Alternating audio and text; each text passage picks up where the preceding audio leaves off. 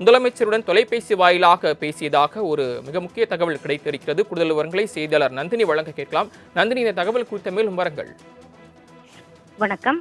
தமிழ்நாடு முதலமைச்சர் மு.க.ஸ்டாலினுடன் செங்கோட்டையன் தொலைபேசியில் தொடர்பு கொண்டு பேசியதாக அண்மை தகவல் என்பது தற்போது வெளியாகி இருக்கிறது. முன்னாள் அமைச்சராக இருந்த செங்கோட்டையன் தன்னுடைய கோபிச்செட்டிப்பாளையம் சட்டமன்ற உறுப்பினர் பதவியை தற்போது ராஜினாமா செய்திருக்கிறார். சென்னை தலைமைச் செயலகத்தில் சபாநாயகர் அப்பாவுவை சந்தித்து தன்னுடைய ராஜினாமா கடிதத்தை வழங்கினார். அதன் தொடர்ச்சியாக அமைச்சர் சேகர் பாபு மற்றும் செங்கோட்டையன் ஆகியோர் சுமார் அரை மணி நேரம் பேச்சுவார்த்தையில் ஈடுபட்டனர். இந்த பேச்சுவார்த்தையில் ஈடுபட்ட போது முதலமைச்சர் தொலைபேசியில் தொடர்பு கொண்டு பேசியதாக அண்மை தகவல் என்பது வெளியாகி இருக்கிறது. குறிப்பாக செங்கோட்டையன் தாவேகாவில் இணைய இருப்பதாக தொடர்ச்சியாக தகவல் வெளிவந்த வண்ணம் இருக்கின்றன. இருந்த போதிலும் திமுகவும் செங்கோட்டையனை திமுக வசம் இழுக்க தொடர்ந்து பேச்சுவார்த்தையில் ஈடுபட்டு வருகிறார்கள்.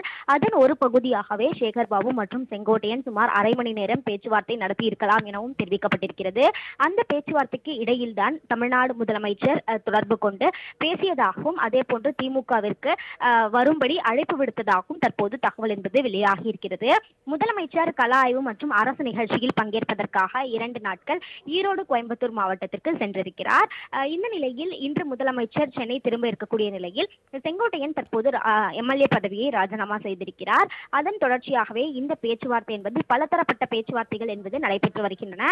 குறிப்பாக செங்கோட்டையனை பொறுத்தவரையில் தற்போது வரை அதிமுக கொடி பொருத்திய காலிலேயே பயணித்து வருகிறார்.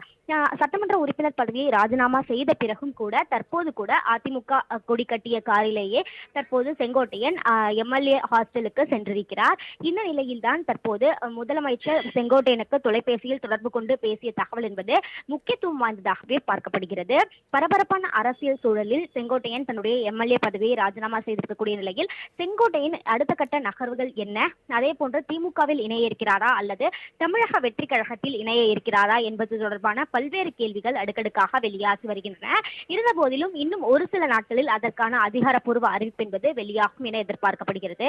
இந்த நிலையில்தான் தற்போது சேகர் பாபு மற்றும் செங்கோட்டையன் சுமார் அரை மணி நேரம் பேச்சுவார்த்தை நடத்திய நிலையில் அதற்கு இடையில் தமிழ்நாடு முதலமைச்சர் தொலைபேசியில் செங்கோட்டையனுடன் பேசியது முக்கியத்துவம் வாய்ந்ததாகவே பார்க்கப்படுகிறது.